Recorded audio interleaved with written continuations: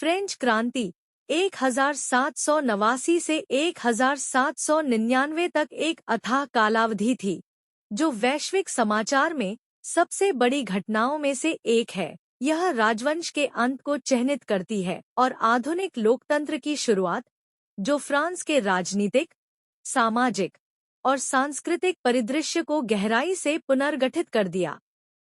French क्रांति के कारण क्रांति को सामाजिक, आर्थिक और राजनीतिक कारकों के एक मिश्रण ने प्रेरित किया। इनमें निम्न वर्गों के बीच विशाल असंतोष, जो आर्थिक समस्याओं, उच्च करों और खाद्य की कमी का सामना करते थे, और जबकि शीर्ष वर्ग और पादरियों को उत्कृष्ट विशेषाधिकार और कर से छूट मिली। फ्रेंच क्रांति में कुछ महत्वपूर्ण घटनाएं। 14 जुलाई 1789 को बास्तील का घेराव क्रांति की शुरुआत और राजकीय प्राधिकरण के पराजय का प्रतीक था। अगले कुछ सालों में राष्ट्रीय सभा के स्थापना ने व्यापक सुधारों का कार्य किया, जैसे मानव और नागरिक के अधिकारों की घोषणा, जो आधुनिक फ्रांसीसी गणराज्य के मार्गदर्शक सिद्धांतों के रूप में लिए गए। आतंक का शासन, एक काला अध्याय।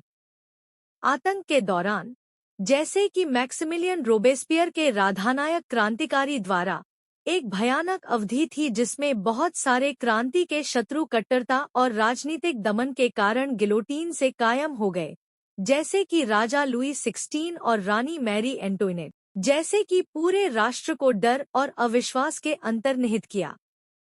नेपोलियन बोनापार्ट और उसके परिणाम। अराजकता के बीच नेपोलियन बोनापार्ट एक सेना का नायक बने और अंत में 1799 में एक कूड़ादेता द्वारा बल से सत्ता हासिल की। उन्होंने खुद को फ्रांस के प्रथम कॉन्सुल के रूप में स्थापित किया और बाद में स्वयं को सम्राट घोषित किया, जिससे फ्रांसीसी इतिहास के एक नए युग की शुरुआत हुई। फ्रेंच क्रांति का प्रभाव और विरासत। फ्रेंच क्रांति का प्रभाव और विरासत व्यापक और गहरा था।